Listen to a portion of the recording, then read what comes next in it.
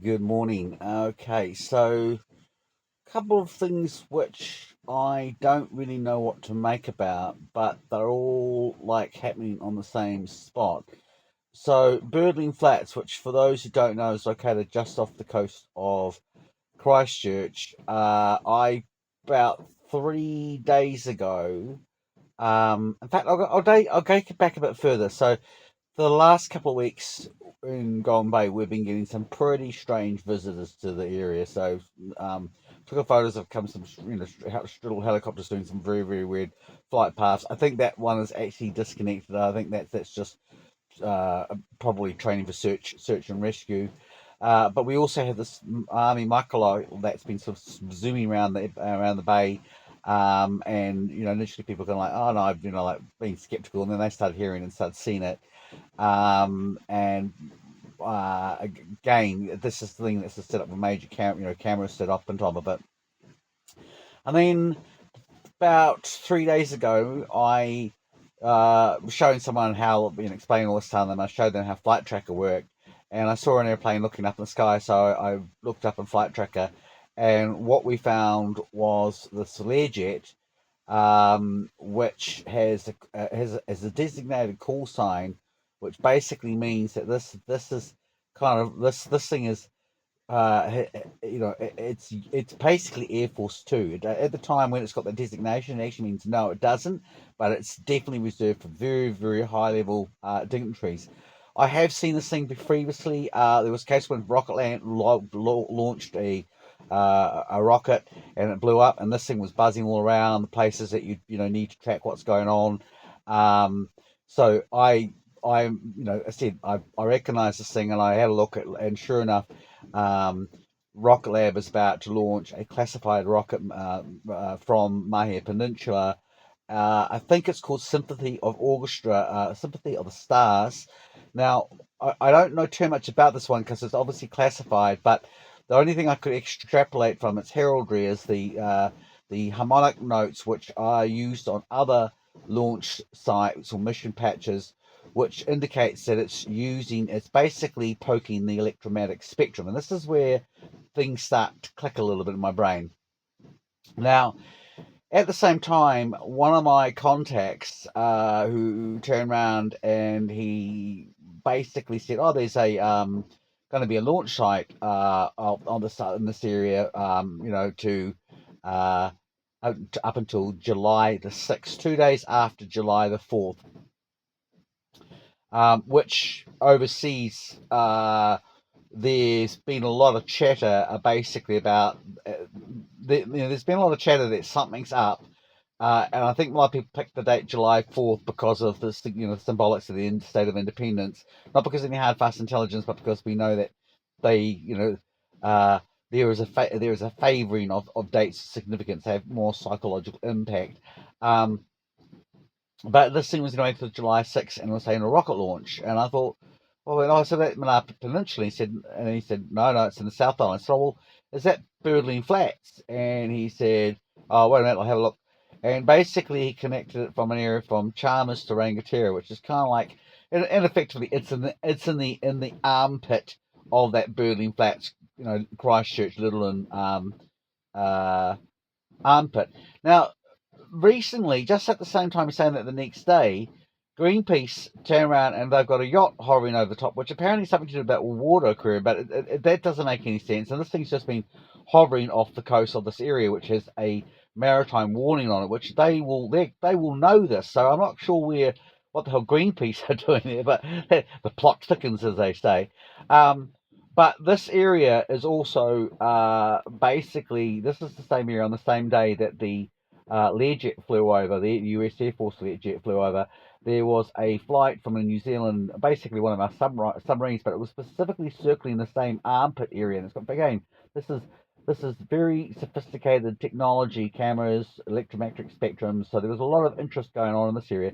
This is also an area that traditionally, aside from the fact that it's used for Birdling Flats, when they were doing the classified research into what they call HOPs, which is basically areas which of extraordinary signal propagation. This was one of the areas that they actually focused on. And again, a lot of the places where they propose launching rockets from are used because, again, You know, when you're trying to launch rockets up into a high space, you want to have effective communications.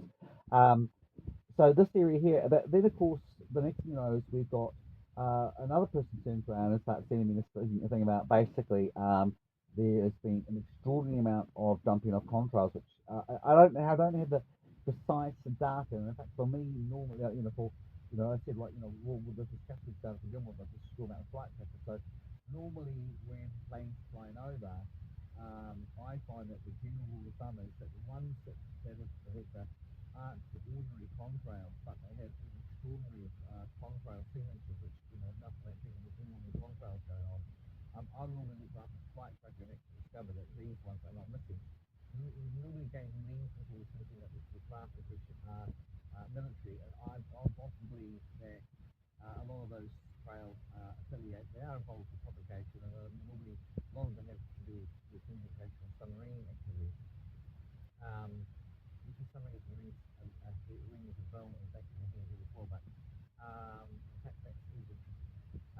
But what's happened here in Golden Bay is there's been an area which is engaged has a very unique propagation history.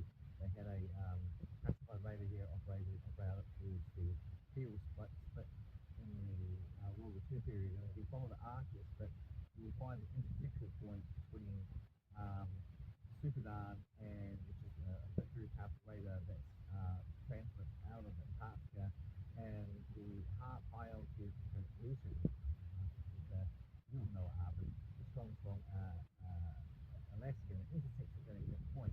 Again, it's been very interesting about that one over the years, because many times I've tracked down photographs and academic documents which confirm what I'm saying. I have mission manuals, I have map series and stuff.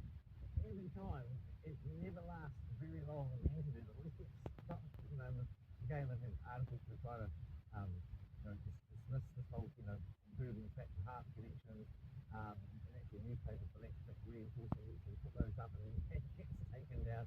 And it's, I find it personally funny, because it actually, in terms of, the old saying, you're over the target when you get flat, that's to me like, there's definitely something going on there. So anyway, the point, back to the point was, they were believing that a lot of this pump and dump that I'm here was happening out of Christchurch, and it was relating to civilian in New Zealand stuff. I don't have the flight data, and I'm normally like, I can go into whole depth about why civilian airplanes being involved with chemtrails is not absolutely ruled out, especially in New Zealand when you look at its connection to safety, the dual aviation and avionics in New Zealand, and their own spiritual history. But I'm normally like, I'm skeptical, but this particular person who sent me the material, he is particularly diligent, and with everything else that we're going, I went, well, actually, let's come to quite interesting, because we're all just doing, next thing you know, we get these big, massive storm hits us, which storms do occur, but it is interesting again that it's all focusing on a singular area. There is somewhere in the back of my mind another bit of critical information which I'm trying to bring out in my head. You mentioned green peace, you mentioned plane, you mentioned maritime warning.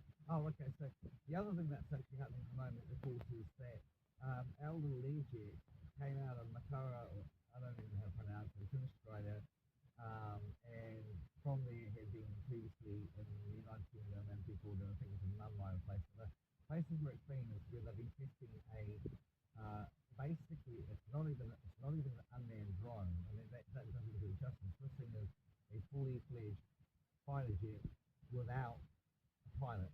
And they've already been that full going well, so now what they're doing is getting into the next phase where they are actually launching missiles from this thing. So this Learjet was actually going to this place where they're now testing this thing. And that's because what they're doing at the moment is they have an exercise on at the moment called Saber Tiger.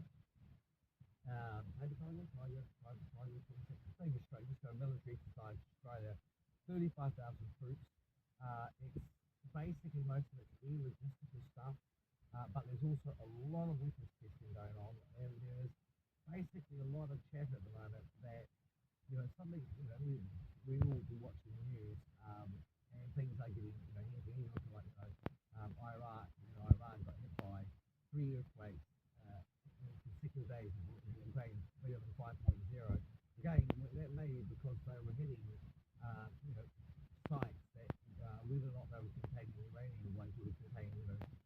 heavy, volatile material, which booms, booms can shake this at 5.0. That's pretty unique, even if replacing some fault line, which is your New Zealand version strike. So anyway, I just sort of wrote a little bit down, and I've got a feeling that I know there's something else in the back of my mind. And that's what happens when I wake up at 3 o'clock in the morning. I'm like, and then it's a fade as quickly as they come. But anyway, look, I'll leave you with that one there for the moment, and I'm going to basically share this one out to a few people out there, because I think once they see, like, they've all been coming in with different angles, but once I feel like, so well, actually, in this relates to what you're going to say, you might actually come back and go, okay, check a few other things in here. So anyway, again, the basic rule of philosophy is worry about the things that you can control about, don't worry about things that are beyond your control. Make sure, we're in very fast moving times, and making sure you've got a little bit of cash on the ready for side. I mean, right now we're in Gold Bay, and it's like they're expecting, the bridge is probably going to be flooded by the time I wake up tomorrow, and probably already is, which is just down the road from it, where I'm putting the plane will fly. But make sure you've got a bit of cash. Make sure you pick your car full up. Make sure you get your candles, your fuel station,